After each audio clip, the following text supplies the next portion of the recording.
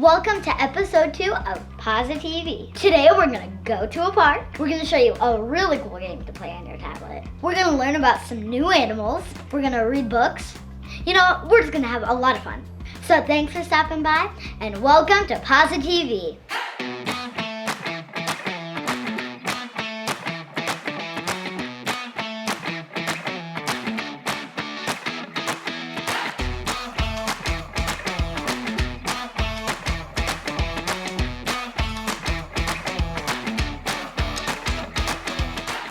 Hi guys, I'm Bobo, and today we're going to be going to Taylor's Dream.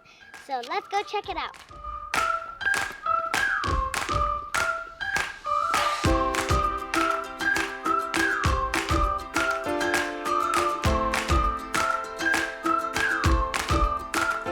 So they have swings, slides, things to climb on. They have all the super cool stuff here. It's so much fun.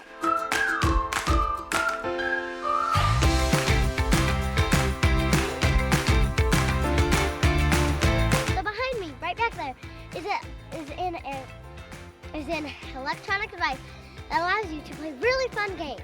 You can play this game called Fire Out, and you can see who wins by trying to take the fire out, while you can either have the green team or the red team. And behind me, they have this really cool 4-person teeter-totter, and my whole family is on it right now. And this is a super cool dinosaur that you can play on and climb. It's really cool. I think my favorite thing here is probably that cute whole park over there. Now let's go play at it. And at this part of the park, there's so many fun things. And personally, my favorite thing at this place is probably over there. My brother is on it. It's like a spinny thing.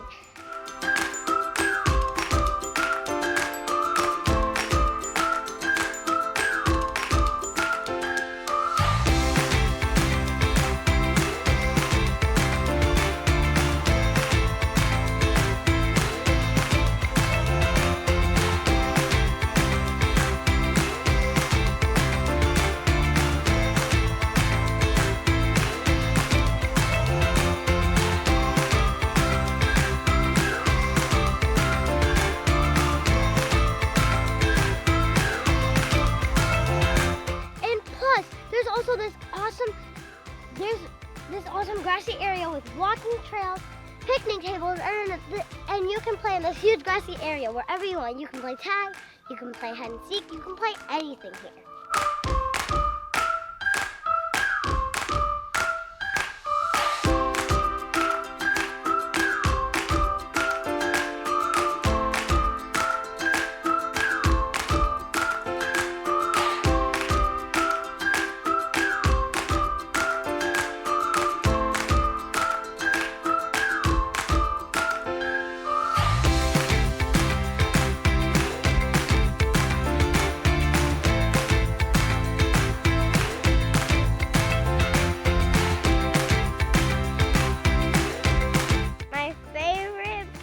This park is making friends.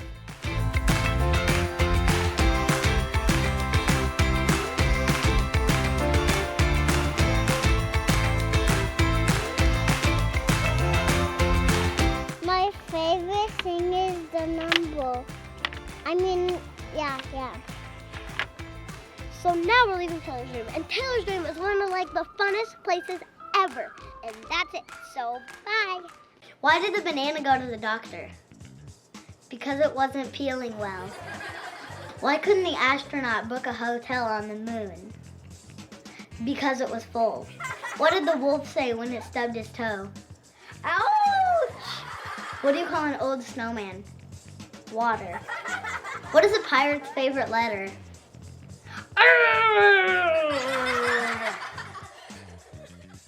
Today we're doing another snack recipe. I don't know what it is. Yep. They're gonna be celery boats.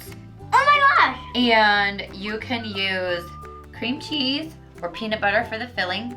We have strawberry and blueberry. Yeah, I'm not a fan of cream cheese, so. Yeah. So you're gonna do the, okay, cool. And then So the cream cheese is gonna be kind of like the water, and then we're gonna put these cute little dudes in the water. It's gonna look like they're swimming. I want that one, dude. Yeah. Those are my favorite. I think that the cheesy ones will go good with the peanut butter. Yes. And then these are cinnamon graham goldfish. Did you know these existed? No? I'm excited that these exist. Ooh. Okay. Let's So- start.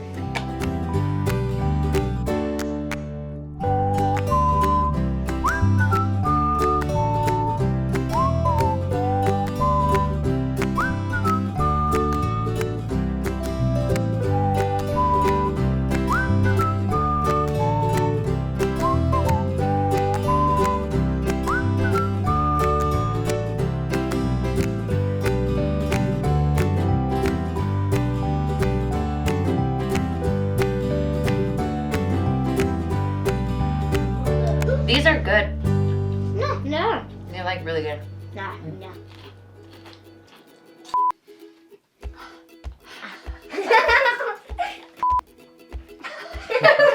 Ready? Hot. Again. Okay.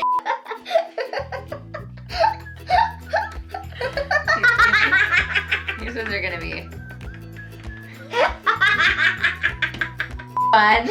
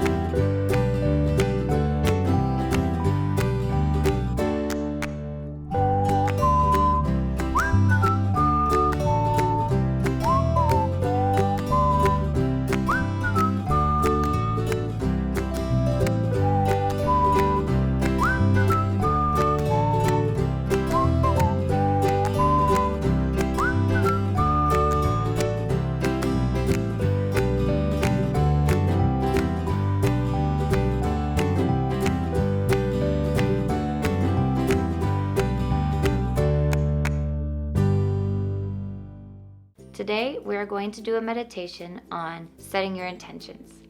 Setting your intentions is a really powerful meditation tool that helps you create in your mind what you want to do today or how you want to feel today. So first, have a seat, get comfortable. You can rest your hands on your legs and close your eyes. Let's begin with one deep breath in through the nose and an equally long breath out through the mouth. Now we are going to think about a goal. It can be anything you want to accomplish today. It can be something like smile at 3 people that I see today, or tell someone they look nice, or even be nice to your little brother or sister today. It can even be as simple as, today I would like to take one deep breath if I feel upset. Now let's take a deep breath in through our nose together and out our mouth.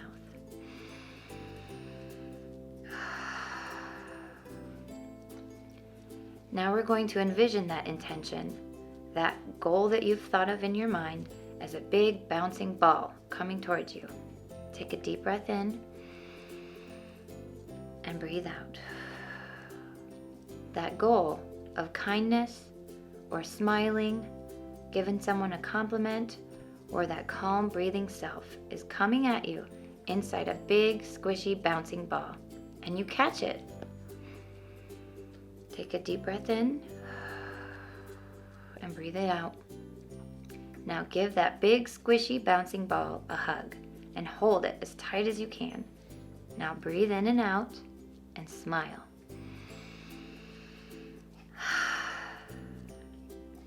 Now tell yourself, this is my intention. and I'm going to keep it with me all day. Breathe in once more through your nose and out again through your mouth. And when you're ready, slowly open your eyes. Setting your intentions is a great way to make sure that you start your day amazing.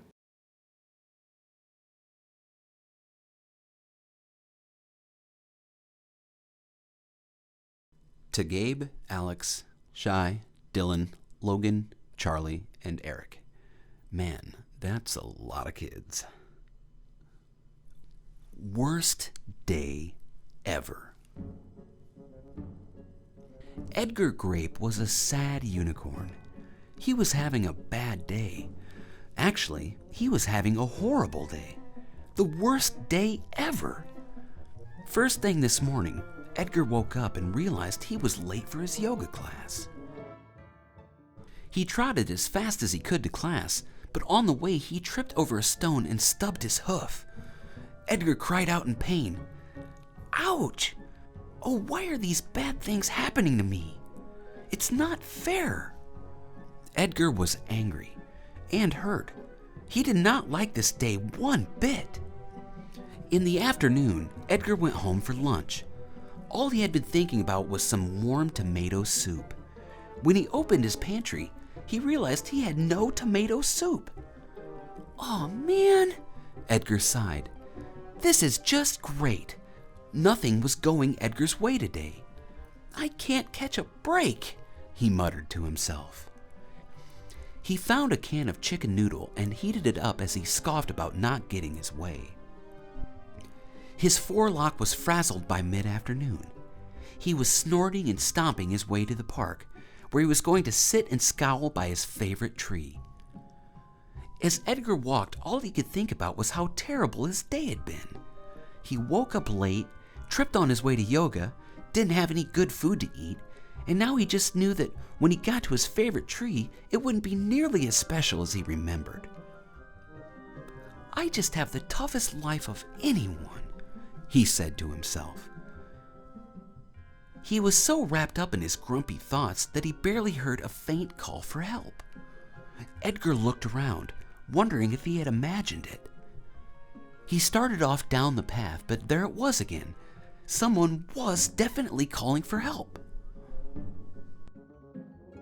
Edgar looked around, trying to see anyone that needed help, but all he saw was a white hat lying on the ground. "That's odd," he said to himself as he picked up the hat. "Who could this hat belong to?" Just then, he noticed a turtle on the hill, upside down and calling for help. Edgar walked over to the turtle and said, "What happened to you?" The turtle spoke in a thick British accent and said, "I was walking along when some rapscallion kicked my shell. I capsized and have been stuck like this for hours. Please, kind sir, help an old fellow out, would you?" Edgar had never heard anyone use such big words or talk with an accent quite like this one, but he knew he wanted to help. "Of course I can help you. Is it okay if I use my hoof to press on your shell and flip you over?" he asked, to which the turtle quickly replied, "Yes, yes indeed. You are both a gentleman and a scholar, or would that be a gentle horse?" Edgar put one hoof on the side of the turtle's shell and pressed down toward the ground. The turtle flipped over onto his feet with a huge smile beaming from his distinguished turtle face. Thank you, sir. I must know, what is your name?" the turtle asked. "My name is Edgar Grape," Edgar said. "What about yours?" "Well, noble Edgar, I am Captain George," the turtle replied. "Nice to meet you, Captain. I think this belongs to you," Edgar said, putting the hat he had found on George's head. George let out a whoop of excitement as he saw his hat. "So, where are you headed on this wonderful day?" he asked Edgar. Edgar was feeling excited about helping George, but then he remembered that he was in a very bad mood. "I am going to sit under my favorite tree, but I do not think this day is wonderful. And I don't understand how you can either. After all, someone knocked you over and you spent who knows how long stuck on your back," Edgar said with a huff. Captain George looked up at Edgar and smiled softly. Well, it really didn't feel good getting knocked over, and I really don't like being stuck on my back. But the sun was shining so beautifully, and I got to see some rather impressive cumulus clouds that looked quite like dinosaurs, and so it was still rather interesting. And then, best of all, you came along and flipped me back over. You even found my favorite cap. So, while I suppose I could look at today as a bad day, I instead like to think that the universe gave me an opportunity to make a truly magnificent new friend, George said, beaming. Even if he is a little grumpy, he said as he playfully nudged Edgar. Edgar thought back to his own day. Sure, he woke up late, but it was in his comfy bed. And yes, he tripped on his way to yoga, but after he got done with his yoga class, his foot didn't hurt at all. Okay, sure, he wanted tomato soup for lunch and didn't have any, but chicken soup was his second favorite, and now that he thought about things, it was pretty great that he had food at all. You know what, Captain? I've been thinking at this day all wrong. My day isn't awful. It's amazing. I woke up, went to yoga class, had a delicious warm lunch, and to top it all off, I helped someone and made a new friend, even if he does talk a little funny. Thank you for helping me see that. Would you like to come see my favorite tree? Maybe we can find some other people to help along the way, Edgar said. Nothing would delight me more, Captain George answered. Lead the way, my one-horned friend. I think this may be the start of a truly beautiful friendship. Today, I want to teach you guys about the ukulele. The ukulele is a musical instrument that has 4 strings. It's kind of like a tiny version of a guitar with fewer strings. The ukulele strings are usually made of nylon. A lot of people call it a uke for short. There are 4 types of ukuleles, and they are the soprano, the concert, the tenor, and the baritone. This one is a concert ukulele. The ukulele was invented in Hawaii a long time ago, and the Hawaiian people got the idea from Portuguese sailors that came to Hawaii. They had a similar instrument called a cavaquinho, and that is kind of like a ukulele, but it looks more like a guitar. The cavaquinho usually has steel strings instead of the ukulele's nylon strings.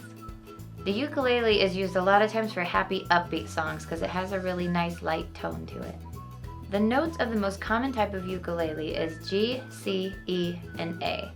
And you can remember that by thinking about Grace Vanderwall, who is a very famous and really talented ukulele player and singer.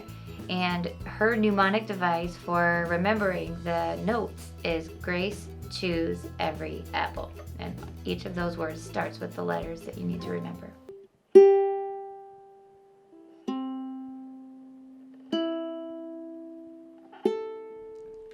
I like the ukulele because I like all instruments. I love music, and it's little and cute, and I like learning how to play the songs that I already know on the guitar on a different instrument. Now I'm going to play a rendition of Rockabye Baby that my husband wrote, and it's way better than the original version because it's not scary like a baby falling out of a tree. It's very sweet. Rockabye Bobo in your warm bed, now it is time to lay down your head. You are so funny, so kind and so smart, and you'll change the world with your beautiful heart. I hope you like learning about the ukulele, and if you're interested in learning how to play the ukulele, you can find lessons on our channel. And once upon a time there was a little fox named a little store that had a name called Junior Fancies. And there was a boy named Temple. Well, he's different than the movie one, and he had a bean and he swelled outside, and he covered it up with straw. Then he grew with money, and he got it and today we're doing tanagrams. And it's basically a really awesome game where you have all these little pieces and you form them into like some kind of animal or something, but it doesn't tell you until you like finish it. You can either go on easy, medium, hard, or harder, but that's locked until you go on hard. So when you start, you go on easy, and then you take all the pieces, and the best thing about it is if you get stuck, it'll help you.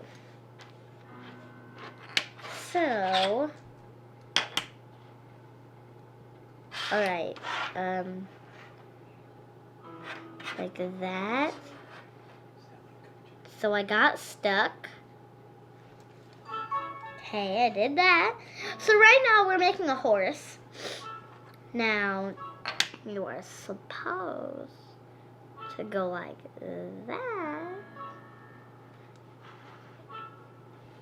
That's what I did. Flip that orange piece. She's weird. Okay. Now I'm gonna do his tiny little legs, I guess. There. Now all I need to do is this. It's like that. And like Just one more piece. that's what I did. Just one more piece.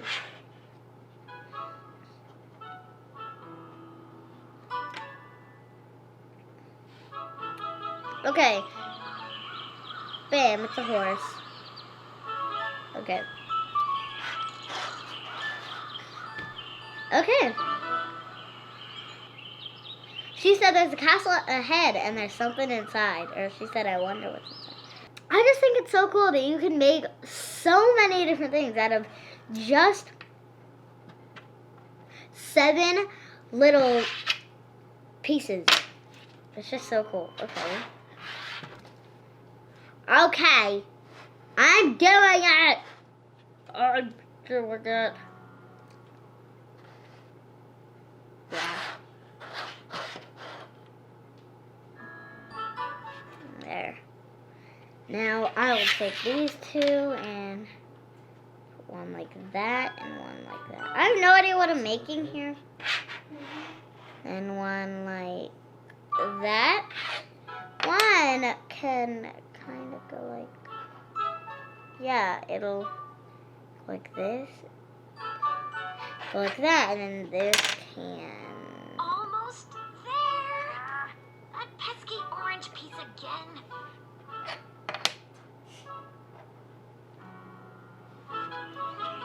What is it? Oh, it's a bunny!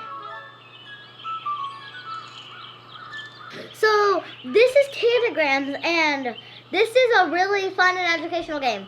So, make sure to keep watching these Osmo videos because we will be posting even more.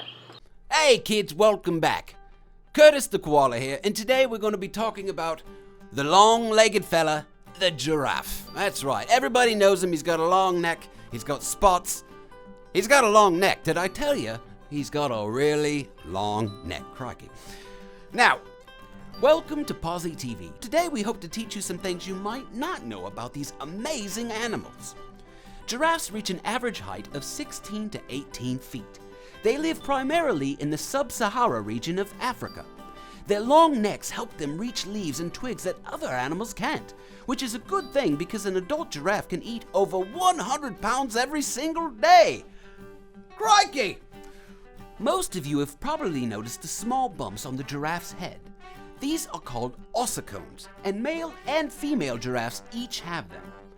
When giraffes walk, they move both legs on one side of their body and then both legs on the other side of their body, which is unique to giraffes. They sleep for less than 2 hours per day and spend most of their lives standing up. Giraffes are stand-up individuals. Crikey, that's a joke there. They can live up to 25 years in the wild. Giraffes have recently been classified as vulnerable for extinction because their population has drastically decreased over the last several years. If you love giraffes and would like to help in protecting them, then visit the Giraffe Conservation Foundation. We have a link in the description below. This has been Curtis the Koala, signing out. Back. Just a bit of a joke there. See you next time.